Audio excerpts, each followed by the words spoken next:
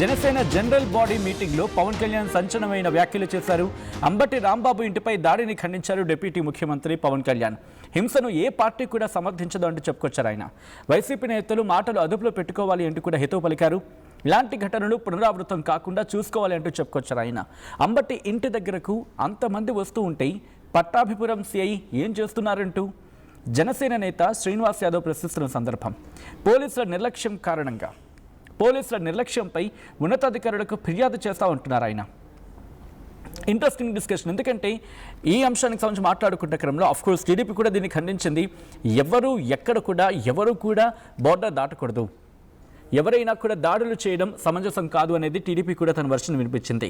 అయితే ఇంట్రెస్టింగ్గా Janasena general body మీటింగ్లో పవన్ సంచలన వ్యాఖ్యలు చేసిన క్రమం. అంబటి రాంబాబు ఇంటిపై దాడిని ఖండించారు డిప్యూటీ ముఖ్యమంత్రి. హింసను ఏ పార్టీ కూడా సమర్థించదు అని చెప్పుకొచ్చారు ఆయన. వైసీపీ నేతలు మాటలు అదుపులో పెట్టుకోవాలంటున్నారు పవన్ కళ్యాణ్.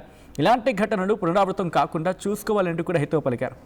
అంబటి ఇంటి దగ్గరకు అంతమంది వస్తూ ఉంటే పట్టాభిపురం సిఐ ఏం చేస్తున్నారు అంటూ ప్రశ్నించారు జనసేన నేతలు, మరి ముఖ్యంగా జనసేన నేత శ్రీనివాస్ యాదవ్. పోలీసుల నిర్లక్ష్యంపై ఉన్నతాధికారులకు ఫిర్యాదు చేస్తామంటున్నారు శ్రీనివాస్ యాదవ్.